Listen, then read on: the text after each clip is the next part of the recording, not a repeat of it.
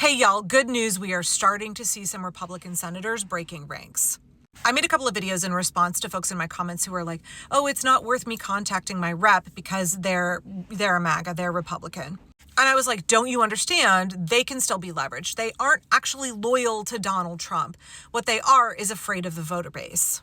They are only doing what he says because they think he has power. They think he has a mandate. They think he has the will of the people. And so they need to be hearing in full force from the people that we do not support what's going on. And in particular, I encouraged folks to use two different leverage points. That our Republican electeds, by and large, do not care about any of the social issues, the humanitarian issues. They care about the economy, the economic impact to their state, because conservatives vote around the economy as much as they do about social issues, and especially swing voters vote almost exclusively on the economy. So I encouraged folks when they call in to be like, hey, I'm really concerned about the economic impacts of all of the following Trump policies. I'm really concerned about the following things that Elon Musk and his little band of Shitler youth are doing and how that is having a negative economic impact in my state. And the second leverage point that I said was, asking your senators, asking your congressmen, are you not concerned about Elon Musk usurping the constitutional authority of Congress, making you irrelevant? Isn't it your job, Senator, to be funding all of these things? Isn't it your job, your power, your purview to decide what money gets spent where? I mean, you are my congressman, you are my senator, and I trust you to get the job done. We didn't elect Elon Musk. Why are you letting him take that power away from Congress and make you irrelevant? And we're seeing Republican senators have to admit that they are being flooded with phone calls from their constituents.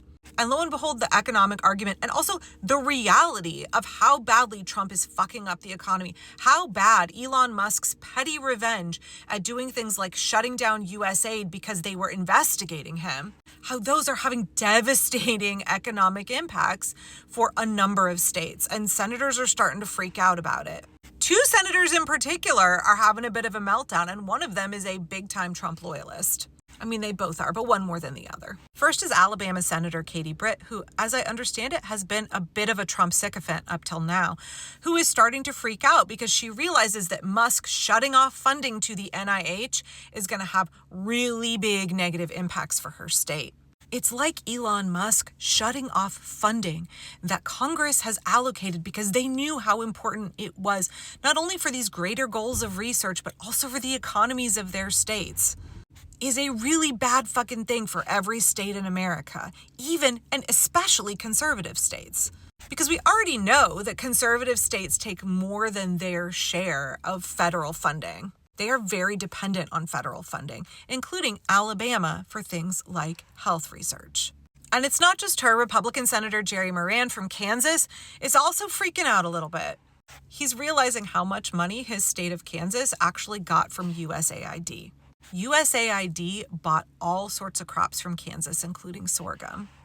And not only are those contracts now canceled illegally by Elon Musk, but those farmers now have a glut of their produce, their products in the marketplace, tanking the price of those crops. Those farmers can't find buyers at all. Those crops were grown with the intention of being purchased by the federal government for USAID to feed starving people around the world.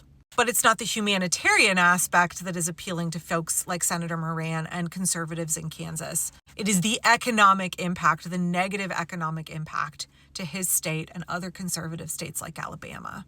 Constituents are losing money hand over fist.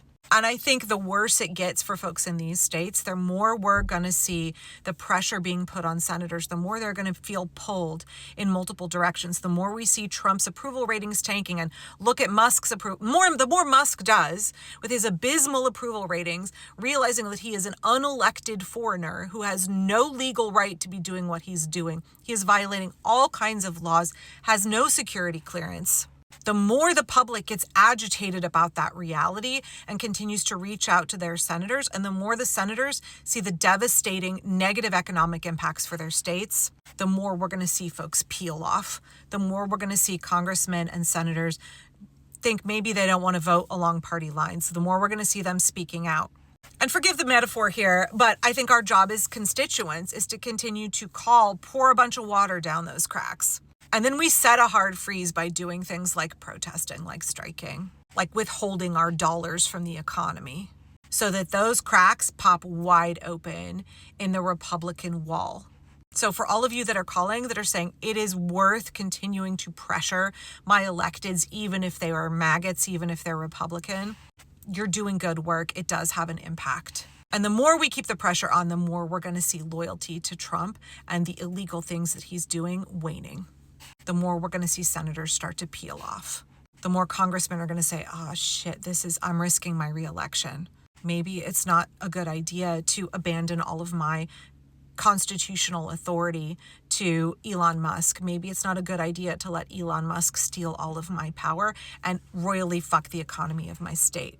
So keep the pressure on. We're watching the economy contract. We're watching these cuts have devastating negative impacts, and your voice is being heard, either through your phone calls or the way you are choosing to withhold your dollars, or both.